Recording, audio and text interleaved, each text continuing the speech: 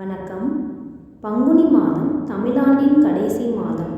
அதிலும் பங்குனி உத்திரம் நாள் வந்தால் அது முடிவை நன்மையாக மாற்றும் நாள். இந்நாளில் முருகப்பெருமான் தனது 12 கரங்களாலும் பக்தர்களுக்கு அருளை அள்ளி கொடுப்பார். அந்நாளில் இந்த வழிபாடு செய்தால் கிடைக்கும் பலன் ஏராளம். பங்குனி மாதத்தின் உச்ச நாளான பங்குனி உத்திரம் அன்று முருகன் அருள் மிகவும் அதிகரிக்கும். இந்நாளில் செய்யும் சிறிய வழிபாடு கூட பெரிய பலனை தரும். அது என்ன வழிபாடு என்று பார்க்கலாம்.